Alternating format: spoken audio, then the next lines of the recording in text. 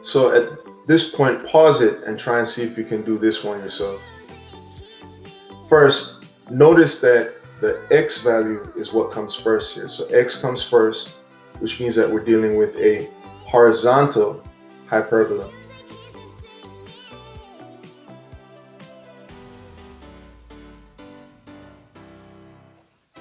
Also, notice that the x and the y don't have any numbers next to them.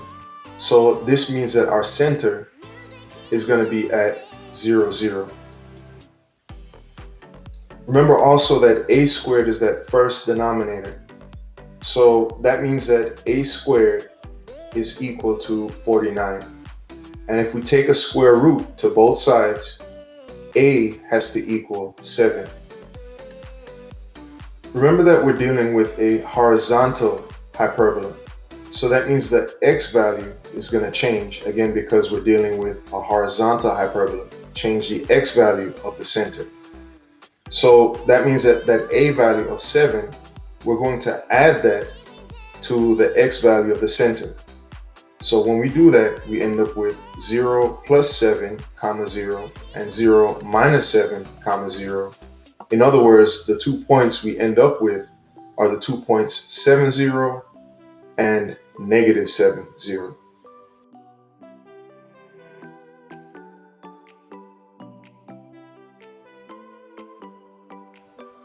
So again, when we add that 7 or subtract that 7, we end up with the 2 points of 7, 0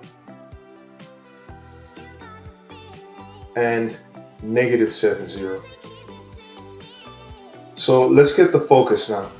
Remember that we're dealing with a horizontal hyperbola, so that means that the x value is going to change. But our focus formula, remember, is c squared equals a squared plus b squared. And we know that the a squared, well, c squared we don't know. A squared we know is that first denominator. So a squared in this case is going to end up being 49. So we're going to go ahead and write 49 in for our a squared. Our b squared is the second denominator. And we know that that second denominator in this case is 15. So we're going to write in 15. When we add everything, 49 plus 15 gives us 64.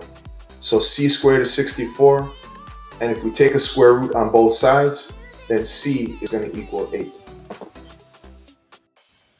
Remember that whenever we have a horizontal hyperbola, again, because the x comes first, we're only going to change the x value of the center.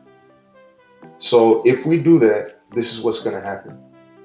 So remember, our center was at 0, 0. So that means we're going to have 0 plus 8, which was our c value, 0, and 0 minus 8, 0. So that leaves us with the focus points of 8, 0 and negative 8, 0. So those are our two foci.